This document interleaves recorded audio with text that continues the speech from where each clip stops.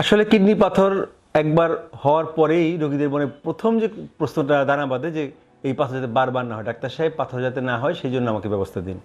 তো এক্ষেত্রে আসলে পাথর হওয়ার কারণটা আমরা নির্ণয় করার চেষ্টা করি যে কী কারণে পাথরটা হয়েছে। পাথর অ্যানালাইসিস করে আমরা দেখি যে তার পাথরটার কারণ কী। যদি অক্সাইড স্টোন হয় তাহলে আমরা সে অক্সাইড কন্টেনিং ফুড সেগুলো আমরা অ্যাভয়েড করব।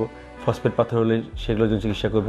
ইউরিক অ্যাসিড স্টোন হলে রেড মিট এবং অন্যান্য পদার্থ করব এবং তাকে যাতে ইউরিয়া স্প্লিটিং অর্গানিজম দিয়ে যদি ইনফেকশন হয় সেক্ষেত্রে ইউরিনারি ইনফেকশনকে আমরা প্রিভেনশন করব। এবং অনেক সময় দেখা যায় যে তার ইউরিনটা অ্যাসিডিক থাকে, ইউরিনকে অ্যালকালাইন করার জন্য আমরা পটাশিয়াম সাইট্রেট জাতীয় ওষুধ দিয়ে থাকি।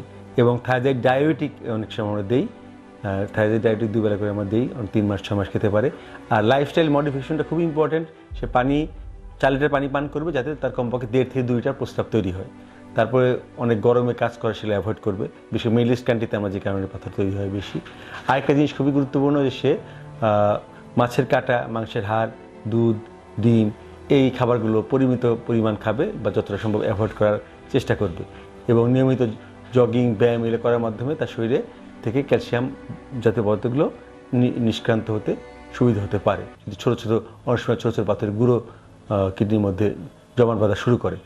এবং ইউরিনারি ইনফেকশান বা রোগীকে মোবিলিটি ইনফেকশন দূরে রাখতে হবে এবং তাকে মোবাইল থাকতে হবে, সচল থাকতে হবে।